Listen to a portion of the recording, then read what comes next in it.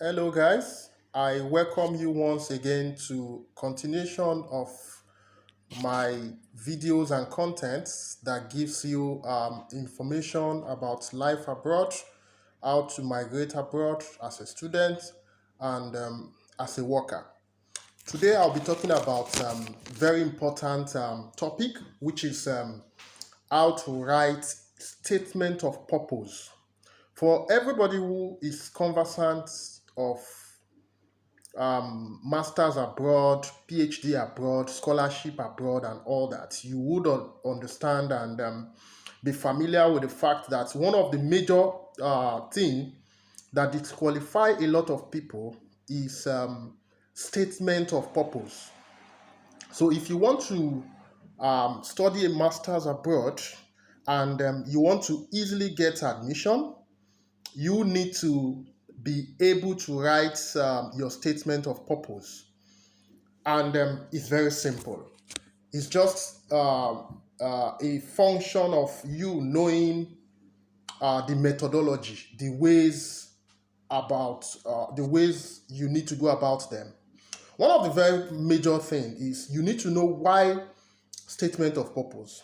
The reason why the university community, the admission committee want to actually hear from you. It's a like a semi-formal write-up that tells more about you, your motivation, tells them about your work experience, tells them more about your type of person, and to be able to see, for them to be able to see if you are a best fit for that program. So it is an opportunity apart from your academic credential, your CV, it is an opportunity for you to sell yourself. It gives you that opportunity. How do you go about it? It has to be very short. You go straight to the point, and this is a write up that should be about 5 paragraphs. You just need about 5 paragraphs. The first paragraph, you want to really tell them about yourself, tell them, do introduction of yourself.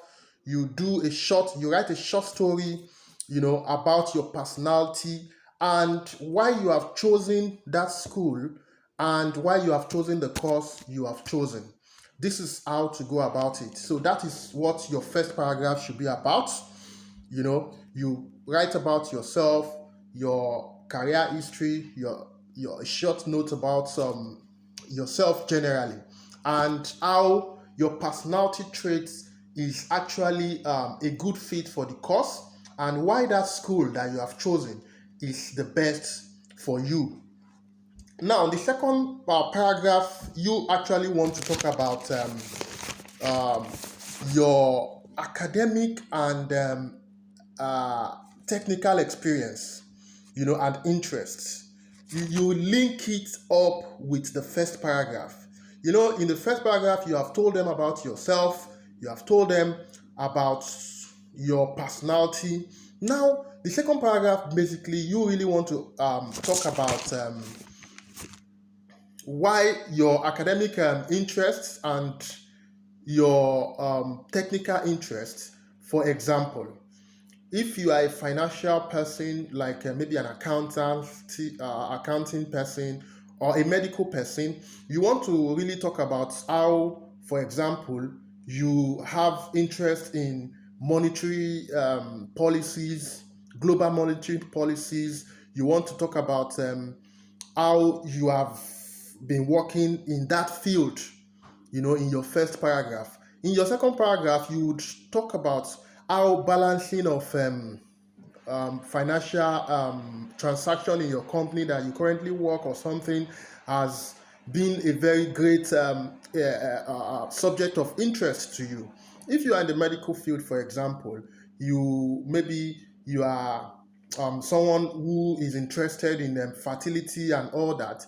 You want to talk about fertility, you want to talk about how infertility has affected people around you and how much of interest you have developed in this regard. And that's why, or if you are talking about public health, you want to really mention the fact that, okay, you have watched people die because of little diseases, because of pandemic and all that, and you have been working in that sector, and this has actually brought about that genuine interest in you to want to further study, to be able to help your community, to be able to help the global community.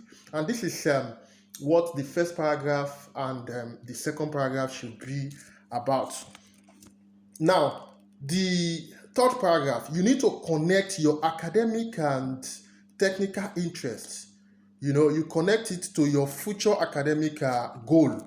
That, okay, now because of the fact that you have studied this, you have done this, you want to really come into this program to broaden your horizon, to broaden your experience, to broaden your knowledge, to be able to help that community. You need knowledge. Then you also want to, in this paragraph, mention the fact that, okay, you are looking to work with a social professor or a social doctor in that department where you're going, because maybe that professor or the lecturer is working in that your area of interest. Doing this would give will present you as somebody who is actually serious. It will present you as somebody who is hardworking, and somebody who has done his homework, to be able to know that, okay, this person has like a professor in that department has interest in that area where you also have interest. And this is one of the things that you can make do to set yourself in the right direction. Mentioning that, okay, you have this professor in that department, you would love to work with them because their area of interest, their research works that you have actually gone through, all these things are found online.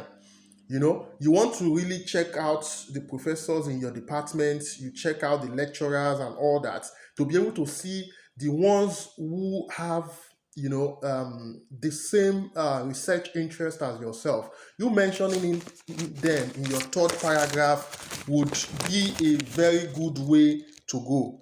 Now, the next thing you want to talk about in your fourth paragraph is connecting your future academic growth to your future, as after graduation. That, okay, you are also going to be mentioning the fact that post graduation, in about 2, 3, 4, 5 years post graduation, you are looking at doing this, you are looking at doing that, to your community, to the global community, bringing about researches that are groundbreaking and would actually impact human development and all that. Doing this would make the committee, the academic committee that is actually going to review your statement of purpose and your admission process and all that, it will give them that sense, and it will present you as somebody who is actually ambitious, and who is going to be a good fit for that program. Because the truth of the matter is, for every institution, they are looking out for students and candidates who are actually ambitious, who would transform the knowledge that they would gain from that university into something good for the society. And that's what every university is looking out for. Every university wants that student already who is ambitious, who is hardworking, and who is ready to progress in life. So they want to be part of your success. They want to give you that platform. And this is one of the reasons why the university system, for example, can get up to 100 application or applicants, and they will just look out for the best 10 among them, because they want to associate with ambitious people. They want to associate with those who actually are really and interested in their own growth as well. And that's what the university system is about. So they want to say, a university system wants to say, oh, maybe Bill Gates is one of our graduates. They want that success story. So they don't want one of those. They don't want to pick a candidate who's at the end of the day is not going to project the university image well after graduation. So, and they have a way of identifying these candidates, and that's what they look out for. And that's one of those things you need to do. One of those things, in your last paragraph, what you need to mention, you need to, a thankful and anticipating thank you to the university academic community that will be, checking out your statement of purpose and your application process and all that. You need to, like say you are thanking them in advance, knowing that hopefully you will be selected for this program. You want to talk about, you want to also mention how the program is a best fit for you to advance your career. You want to mention why you have actually researched about the university. You have researched about the city. For example, you are seeking admission and scholarship to maybe a university in Aberdeen or a university in Glasgow. You want to mention that city to say that, oh, you have read about that city, and that city has this, that you are looking forward to become a part of that community. And that's what, mentioning this would make you come across as somebody who is hardworking, somebody who actually do a lot of research. Another thing that I must mention is the fact that you need to, as a matter of importance, check all typographical error, grammatical error in your write-ups. Make sure that your write-up is free of errors, because if you send statement of purpose that are full of errors, full of grammatical problems and all that, you'll be coming across as somebody who is not serious, somebody who is carefree, you know, somebody who is not diligent. And that's what they will take you for. So you need to actually check for typographical, edit your work well. If you need somebody to actually review for you, it is actually worth it to get someone who can actually do that for you. Lastly, I must mention that you need to know that getting scholarship abroad, getting master's placement and PhD placement, mostly your statement of purpose is an integral part. It's a very, very major one that the university system check out for to be able to select the right candidate for their vacancies and their placement. And you need to take this very serious. I'll leave this at this, and I'll see you in my next video. So if you agree with what I have said, let me hear in the comment section. Give me a thumbs up, by liking this video and sharing. Let others also benefit. Thank you very much. I see you in the next video. Thank you.